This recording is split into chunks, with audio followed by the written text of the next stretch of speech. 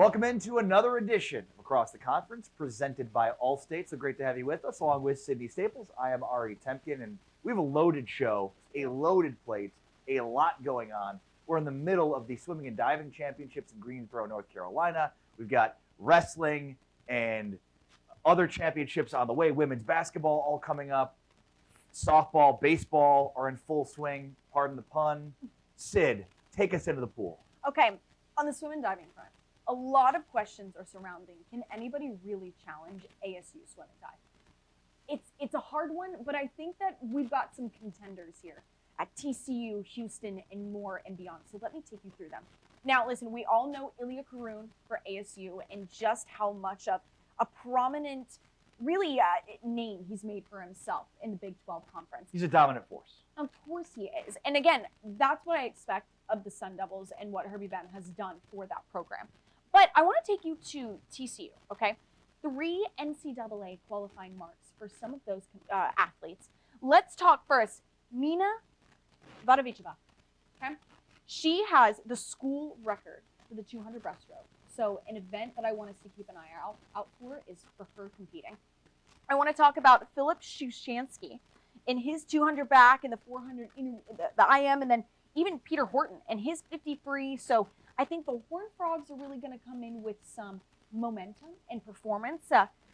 Utah, Cincinnati, Houston, who are we looking at there, Ari? Yeah, I mean, look, Utah with Pedersen, and what they're able to do in their meet against BYU. It's interesting because when you look at the swimming and diving season, there's not many data points beyond what we had with that East-West championship showdown earlier this year. There were a few other meets to score, but it's really this Big 12 championship, kind of played on a neutral site in Greensboro, North Carolina, at a championship venue.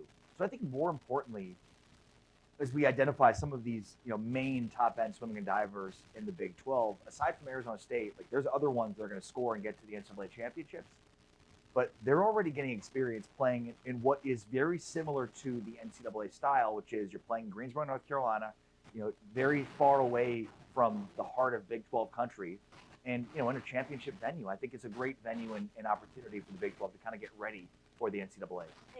The conference has set it up that way to prep them for something like that. But then let me take you to Cincinnati's Ramez Villa. Okay, he just competed in the Paris Olympics in 2024.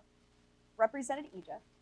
He's incredible in terms of dive. And a little fun fact for us, he's also on like a trampoline team, which is so unique. And I know, I'm like, how interesting. Maybe that's where you find your love for dive, is you're jumping around on a trampoline when you're younger. But we talk about how much the Big 12 Conference prepares all of these athletes in terms of non-conference play, conference swimming, everything like that heading into Greensboro. But then you have swimmers like Ramez Villa, who has Olympic experience that he could then pull and really place into, all right, I can use this as momentum and fuel. Yeah, well said. All right, let's get out of the pool and get onto the hardwood. Ooh, good. Because TCU women's basketball now in complete control of the Big 12. They've had a huge couple of weeks here. But, all eyes will be on TCU this Sunday when College Game Day shows up at Scholmeyer Arena for Olivia Miles and the TCU Horned Frogs. Olivia Miles has been unbelievable down the stretch of some of the biggest games of the season for TCU. She's now a part of the 2,000-point club. Congratulations, Olivia Miles. On top of that, in a game where there's a fourth quarter deficit, you rally the Horned Frogs to beat Iowa State with a triple-double. Who can stop Olivia Miles? Who can stop the Horned Frogs right now? Nobody. Is it Baylor? Is it Baylor on Sunday, though? Will that home court advantage really be tested when you have such a strong opponent? One of them and WVU really being the only teams that are kind of putting the pressure on TCU as we're getting into that home stretch. Yeah, so TCU at 13-3 in the driver's seat, but they've got West Virginia and Baylor just a game back at 12-4. So yeah, the game Sunday will go a long way in deciding that Big 12 championship race. Also want to call out Colorado. They've been on a heater right now. 5 straight wins for Colorado. They just handed Texas Tech, who's been obviously one of the big stories for the Big 12 this season, the surprise that they've had. And in that game, Colorado had more bench points points off turnovers, rebounds, steals, and second chance points than Texas Tech, which is an area of Texas Tech's game that has been, a huge part of why they've been successful. Colorado has been so good down the stretch of the season. Like, they started the year off and it did not look good in Big 12 play, and now they won 5 straight and they're firmly, in the NCAA tournament picture. You want to know who else? What else was really important for that Colorado game? Miss Peggy in the stand. 101 years old. If you couldn't be excited about a 5th straight win for Colorado, be excited about a 100-year-old. Of course you can. And her pom-poms up there, it was a bright spot and something that, of course, social media has taken so much attention to. And then I want to talk to you even about West Virginia and Oklahoma State, okay? The Mountaineers' defense, I'm not sure has gotten enough credit. When you are stifling the best offensive team in the Big 12 in Oklahoma and holding them to 40 points. Insane. When they've been averaging over 80, wow. Again, talk about momentum. When you're coming into that postseason, you need that defense to be coming into its own and really coming to fruition at this time in the season to propel you into the postseason. Yeah, Oklahoma State averages 83 points per game. They scored 40 against West Virginia. That is just insane from a defensive perspective, and something that's not a surprise. West Virginia's been very good defensively all year, and that was just stifling. Right now, it looks like the Big 12 have 7 locks for the NCAA tournament. I think Colorado is an 8th. So TCU, West Virginia Tech, Baylor, Oklahoma State, and Iowa State plus Colorado. But the bubble is there, and there's other teams on the verge depending on how they do in these last 4 games, so we shall see. All right, the wrestling championships are coming up at the BOK Center in Tulsa, Oklahoma. That's next weekend. And, so we've got Oklahoma State this past weekend defeated Iowa 30-11 in Stillwater to close their dual season. Another huge win for Oklahoma State over a very good program in the Big Ten. And Iowa State defeated Missouri. We thought Missouri, maybe they were a team that could compete with Iowa State and Oklahoma State at the top. Not so fast. They're probably in that second tier, ranked 14th in the country. Iowa State went in and knocked off Missouri and Ames. And then how about UNI getting a non-conference win against Wisconsin? We talk a lot about the Big 12 versus the Big 10. Big 10 is a powerhouse in wrestling. So for UNI to go in and get a win in the Big 10 power like Wisconsin, that's huge too. All right, still to come on the show, softball, baseball, under the radar, it's all on the way. For Sydney Staples, I am Ari Temkin. You're going across the conference, presented by Allstate on Big 12 Studios.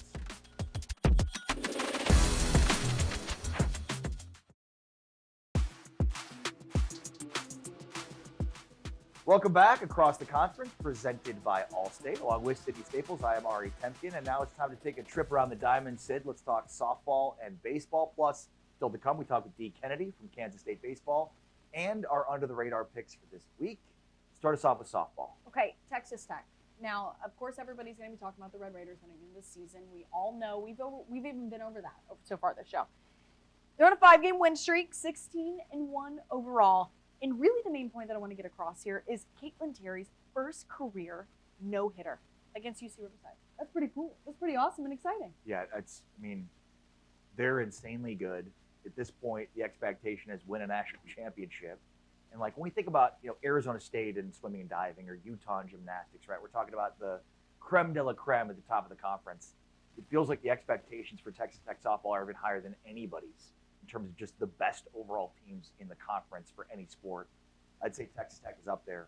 I mean, whether it's Terry, they went 5-0 in the Mary Nutter Classic, which is supposed to be some of the best softball teams in the world, going after it.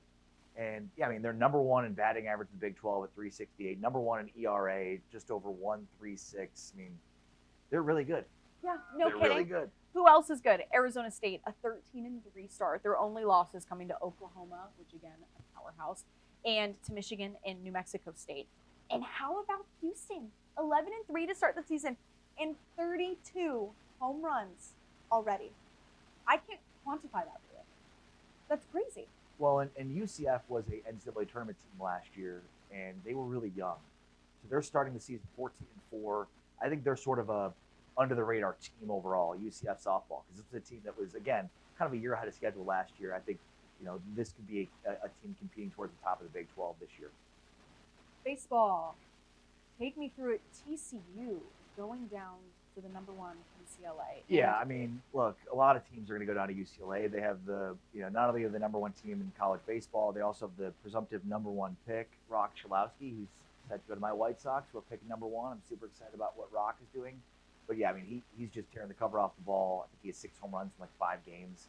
So I think good opportunity for TCU to get some experience playing, one of the best team in the country right now, and playing some of the best competition to start off this year. This doesn't make me feel any different about TCU. Still the top flight program in this conference. Just shows a lot about UCLA in going and getting swept. West Virginia, they're now in the top 25. Arizona is 1-7. This is the worst start for Arizona baseball in program history. I think they're going to get this ship righted. This is a team that's a perennial NCAA tournament team. They've been, to Omaha. Like, I have no doubt that they're going to figure some things out. But this has not been a very good start. Meanwhile, Arizona State, off to a great start under Willie Bloomquist. They're really in need of more of that national attention, given the fact that they are undefeated right now. So let's give them their flowers and let's respect them as a program a little bit more here. All right, how about under the radar? Where are you going for under the radar? Okay, I am going Kansas, back on the court, Julia Davis. When you are, and count here with me, back to back, to back to back, to back to back, to back to back, freshman of the week honors. Yeah, 8 straight. Back. Yeah. 8 straight for Julia Davis. The Jayhawks maybe not having the greatest season, but her, on the other hand, when you are racking in all of those freshman of the week titles, the most, or it's tied for the most consecutive freshman of the week titles in the conference, when you are scoring in double figures for 18 straight games, and of course more recently in that one where Kansas beat K-State, when you are tied for the highest scoring freshman in the country this season, not to mention 22 points per game in league play, second amongst all of conference players, why are we not talking more about her? She's somebody I feel is under the radar for that reason. Yeah, I mean, they almost should rename the award to the Julia Davis Freshman of the Week honors because she's been that good. And it's disappointing for Kansas because with Samaya Nichols being the stud she was last year and this year as a freshman, this is back-to-back years where they've got 2 studs from the Kansas City area, 2 of the best players in the conference, and they can't figure it out. And at this point, they're far outside the bubble. They're not even bubble watch territory at this point. It's a hugely disappointing season for Brandon Schneider and Kansas basketball overall. I love that you went freshman for your under the radar because I'm also going freshman in front of the radar. I'm going with Mia Gomez, the freshman leadoff hitter for Utah softball, who freshman of the week honors, hit .563 in 16 at-bats this week, also hit her first collegiate home run this week, went 2 for 4 against Santa Clara, and helped Utah to a 4-1 record this week. 9 hits, 3 runs, and 4 RBI last week. Now 14 total hits on the year, and she's hitting .536 overall. So not a bad start to a collegiate career for Mia Gomez, the freshman from Utah, who's really set the table for Utah softball. Kennedy, he's really, really good on both third base and shortstop. I'm excited to see him, excited for you guys to hear from him. And defensively, you stick your best defensive players at third base or shortstop.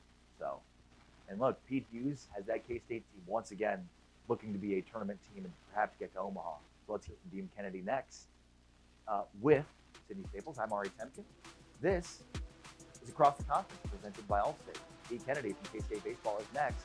You're locked into Across the Conference presented by Allstate on Baseball Studios.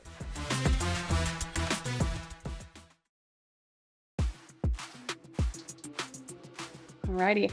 Welcome into Across the Conference presented by Allstate, everybody. I am Sydney Staples, joined by Dee Kennedy, a baseball player at K-State, who had quite this past weekend. I mean, I want to ask you about how you feel the way you started the season went. Through just a few games, you are among the NCAA leaders in RBIs, home runs, runs scored, and stolen bases.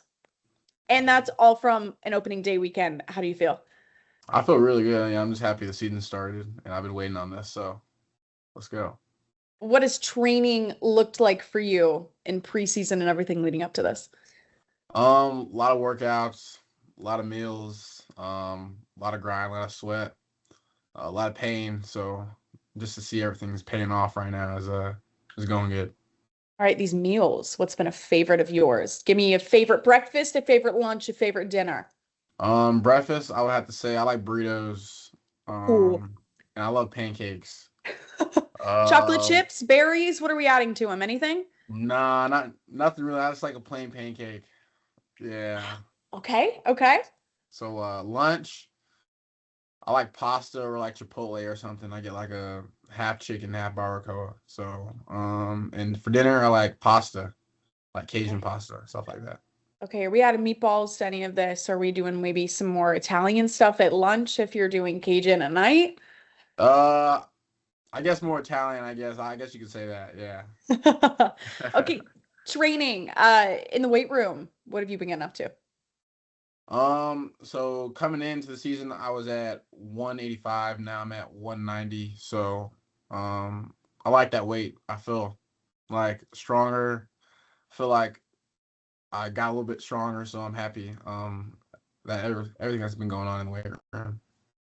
Righty. You played in all but one game in your first season at Kansas State, making 57 starts at third base, but I know that you like to play some other infield spots, including shortstop. Do you have a preference in which one that you play? Not really, but I mean, I do like short a lot just because the ball gets there hit a lot, and I can control everything that goes on. So I feel like that has like to do a big thing why I like short the most. What would you say is required of you differently at third base than shortstop? Third base is just locking down that corner, make sure nothing gets past you, and then having to worry about the bunt. With short, it's just telling everyone where to throw the ball, and I guess just being behind everybody for that aspect of the game. Okay, if you were going to play outfield, where would you play? Uh, I would say center. I used to play outfield. I used to play left field and center, but I have to say center just so I can go track down balls. Alrighty. The Cape Cod Baseball League sure is a fun one. It's one that I think a lot of people get excited to go spend their summer doing. Are there any players that you've played with or against that you're looking forward to playing with or against here in college? Um, I played with it's like he's one of my boys. His name's Tanner. He goes to Liberty. I mean, we don't get to play him this year, but I mean, great guy, good friend. And I would have to say, Trey. He goes to Houston. Just being around those guys, yeah, it was a good time. Okay. When you compare things like a summer up in Cape Cod and playing there versus playing at K-State, is it, can you take a lot that you've learned from there and apply it to actual college season right now? No, 100%. I mean, just like I mean, obviously you fail like failure is a big part, especially going to the Cape swinging like with wood bat, everyone's throwing like 95. I feel like just being able to accept like failure and being able to work on stuff that you need to work on and bringing it into college baseball. So I feel like that helped me a lot. What kind of pitches do you like hitting? Fastballs. Ooh, okay. Alrighty, alrighty. Now, last year, something else that I know that you like doing is stealing a lot of bases. You led Yeah. K-State with 12 of those. What are the traits of a good base stealer? I feel like just not being afraid of going. I mean, just using your speed to get to A to B and letting your teammate drive you in. What's going through your mind from A to B? Take me through that 5 seconds or less. How can I get to home? Okay, okay. Transferring out of Texas to K-State, what brought you to Kansas State? I would say the coaches 100%. Especially they said I was going to play early, so I took that into consideration. I'm like, all right, like this is the spot for me, and I get to play free. And if I mess up, it's okay. Obviously, we're gonna work on stuff, so I feel like that was like a big aspect in why I came. What was some of that transfer portal experience, things that you learned from going into it? It's kind of scary at first, but I mean, just being in there and talking to some of these coaches, and I'm happy I ended up at K State. So just have like an open mind with everything. I feel like it's a success that you landed at Kansas State, but I want to go back to kind of that talk of failure a little bit. When you were saying it's a little nerve-wracking jumping into the portal, was there fear in terms of where it is that you would land instead? I would say so. Just like I didn't really have that good of a season at Texas my freshman year, especially like being a new guy. I'm like, all right. Like, there's kind of a chance that I get picked up, but like, at the same time, like, I wasn't like for sure. But K-State called, and I'm like, okay, like this is the spot. So I'm happy how everything ended up and how everything's turned out right now. Was there a moment, something that coach said to you that made you realize, here, this is where I'm meant to be? Yeah, it was like you're gonna play free, and you're gonna start. So it's your job. I mean, you come in here, you do what you gotta do, and then you're gonna just go play. So that's probably like the big thing why I came to Kansas State. Okay. And I want to ask you kind of about that regional experience last year. How does the team improve off of that? How have you improved from that? I feel like the team can we improve off that just because like better team. I feel like more guys are more mature. I feel like we worked on stuff that we didn't do so good at last year. And for myself, I got LASIK during the summer, so I feel like that helped my game big time. No kidding. Talk about a clear Mhm. vision and everything like Yeah. that. All righty. What are you most looking, pun funny, forward to this season? Is it just better vision in general? What else? Just getting after with the guys, just being around them, playing some ball. All righty. Well, Dee, thank you so much. We look forward to seeing how the rest of the season plays out for you. Wishing the best of luck to you and your guys. Thank you. Along with Sydney Staples, I am Ari Temkin. You're going across the conference presented by Allstate. Great stuff there with D. Kennedy, who right now is leading the Big 12 in OPS. What is OPS? For those who might be watching and are not as familiar with the sport of baseball. So obviously we think about offensive numbers, batting average is a big one. Then you think about on base percentage and slugging. OPS is a combination of those. So how often you get on base and how much power are you hitting for. So basically like how many bases do you collect? So the higher the OPS, the more bases you collect, basically. Okay. It is absolutely a catch-all for offensive baseball. So it's as good as it gets. You know, how often are you getting on base? I want to maybe ask, how often do you watch rifle? Okay? Yeah, I'm thinking the same thing. TCU women's rifle, though, is really on a roll. So if you guys are looking to expand your reach, pro bowling just happened here in Dallas the other day. And TCU women's rifle, a program that I think we need to talk a little bit more about over these next few episodes. Wow, rivalry, who knew? And actually, TCU women's rivalry is like a dominant program in rivalry. Okay, so we need to be talking more about them. Yeah, probably do. Yeah. All right, next week, of course, with the swimming and diving championships going on right now, we'll be recapping what happened, and we'll be previewing the wrestling championships, which will be that weekend, March 6th and 7th, BOK Center in Tulsa. But for Sydney Staples, I am Ari Temkin. This has been Across the Conference, presented by Allstate on Big 12 Studios.